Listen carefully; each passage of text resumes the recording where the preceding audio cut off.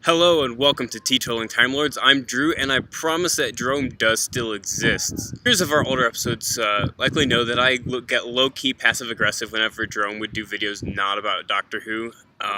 Yeah, I'm going to be a total hypocrite for the next couple episodes, as I'm going to be doing some episodes about one of my favorite shows, In the Flesh. In the Flesh is the show that most American viewers probably know is the show that was paired with Orphan Black on BBC America. In the Flesh ended up running for 2 seasons, despite the show it was partnered with, Orphan Black, running for 5, which is surprising because In the Flesh is not a dumpster fire of storytelling. In the Flesh was created and written by Dominic Mitchell, and to sell the show really short, it's in essence about zombies. In the Flesh was created and written by Dominic Mitchell, and to sell the show extremely short, it's a show about zombies. However, In the Flesh is not your typical kind of zombie show like Walking Dead, where you have a group of survivors fighting zombies and just trying to survive. In the world of In the Flesh, the humans have won the war against the zombies, and they have cured the zombies in that they now act like regular people, but are still partially deceased. And then they try to reintegrate them back into society. One thing that I, as an American viewer, immediately associated with the story that you directly see in the show is things like the civil rights movement, where we had minorities fighting for their rights, and then the more recent LGBT rights movements and things of that nature. The main character of the show is Kieran Walker, and we get to watch as he struggles to adapt to the world that he has to live in. And more interestingly, we get to watch how the crucible of his hometown of Wharton adjusts to the partially deceased syndrome sufferers being reintegrated into society. I don't really want to talk about the plot of the show, since I would much rather you, the viewer, go and watch the show and discover just how fantastic the show is on your own. It's available on Hulu. I would ask you not to watch it through dubious means, as Dominic Mitchell, the creator of the show, specifically said not to. Today I want to talk about the impact In the Flesh has had on me personally. In the Flesh came out in the summer of 2013, which was the summer between my junior and senior year of high school. I watched the whole season in one sitting, and I think it is one of the best pieces of television ever made, if that says anything. I watched, before I even finished the entire first season, I was already telling my friends, like, you have to watch this show. It is so amazing. The summer of 2013 was not a particularly volatile year in my life, but it was about a year after my father decided to leave my family. So that was a pretty traumatic event for me, because he'd been there all my life, and then suddenly he wasn't.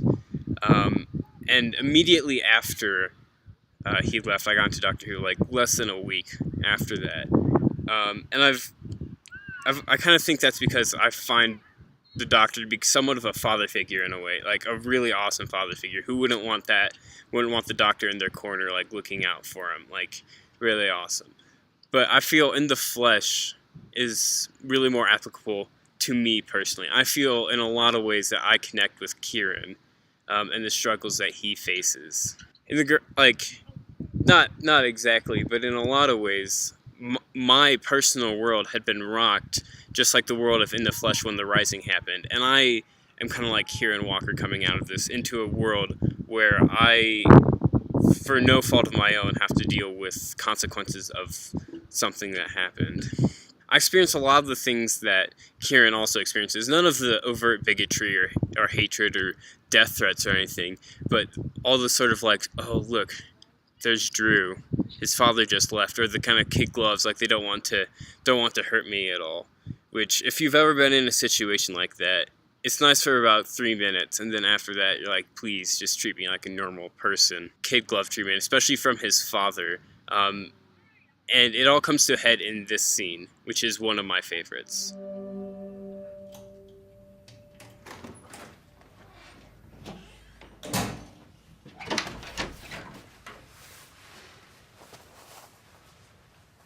Prodigal son returns. I'm sorry, Dad. Not your fault.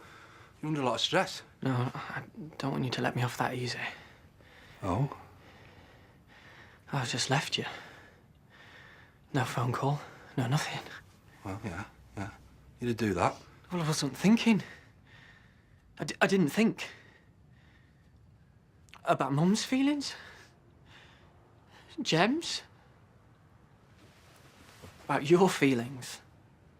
Suppose you didn't. So I want you to tell me off. Give me a piece of your mind. Give me hell. Okay. Yeah.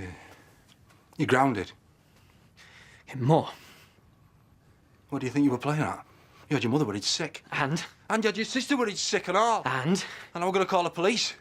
You would have been right to. Because I was concerned, son. Yeah, I understand that. I understand that now. Very concerned. Why? Because you know why. Tell me. You know. Come on, Dad. Come on, harder. Come on. Because I was worried sick. You just go out, don't tell anyone where you're going, no contact for days.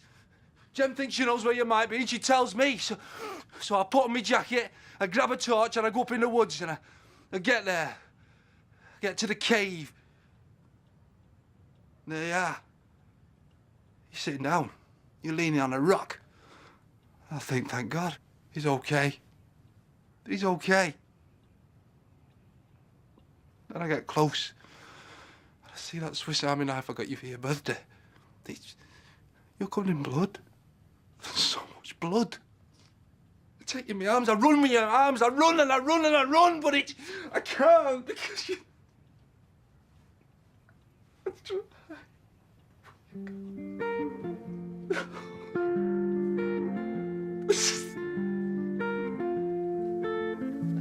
I can't. Jesus.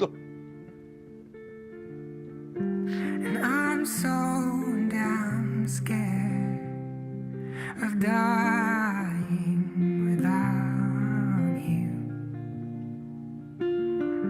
But I've come prepared. I like this scene because it mirrored exactly what I was feeling. Everyone was being too busy feeling sorry for me that they didn't really want to confront me, and that's really, in that situation, exactly the opposite of what you want. You never get in trouble in that kind of situation, and Kieran had done some things that he was directly told not to, and in normal situations, you should punish your child for that. And that's exactly that's not what you want in a situation like that, especially a traumatic one that just upsets your whole world. The scene right before that one is Kieran's mother telling Kieran that when she first met his father, that he was actually really good at talking about the real stuff. And talking about the real stuff is somewhat of a motto for me. I find it very important to talk about the real things and to not just let issues go by, to confront your issues and confront people you have issues with, and that other people need to remember that too. And so if you can be that person that helps them, then you're making a big difference. The second series was not quite as impactful on me as the first season, but of course, it's still brilliant, otherwise I probably wouldn't be making this video. At the time of the second season's release, I was in a romantic relationship. I never managed to get her to watch the show, not because I wasn't trying, but I guess the relationship just wasn't meant to be. She never watched the show.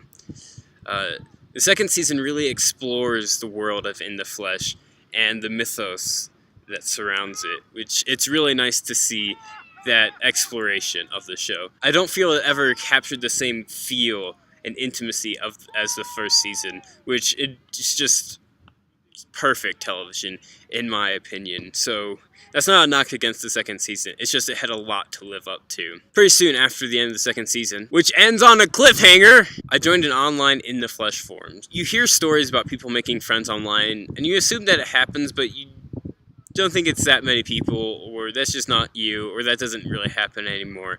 But I actually made friends from all around the world from the internet. I met people from Spain, France, and the UK, and those were the big other three people who used it other than me. I posted on the forum quite a lot. I had the most posts actually out of everyone on the forum, if that says anything about how much I enjoyed my time there.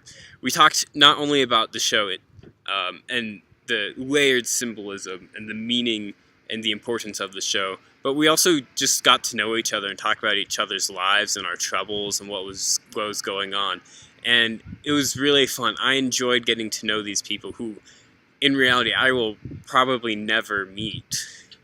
It was really nice to just have those friends. Eventually, word came out that In the Flesh was not going to get a third season, and we were all very sad. And then pretty much immediately after that, it was also announced that the forum was closing because only 4 people used it, which makes sense. But if you try going to that forum now, you see this. After the show was canceled, there were tons and tons of petitions like, Netflix, take In the Flesh, or Amazon, you do this. Dominic Mitchell even tried to see if a movie was a possibility. He at one point had said that he thought that £1 million he could do it, but it's seeming more and more likely that that's not going to happen. So since there is not a high probability of getting any more episodes anytime soon, I just have to rewatch the old ones, which, oh my gosh, is such a letdown, let me tell you. To me, In the Flesh is more than just any TV show. There have been several times where I just haven't had a real good day or life has been real difficult, and I just turn on the copy of In the Flesh that I have on iTunes and give it a watch, and it always seems to recenter me in a way, in an emotional way. It's like an emotional safe place. That's what In the Flesh is to me. Let me know what it is to you down in the comments.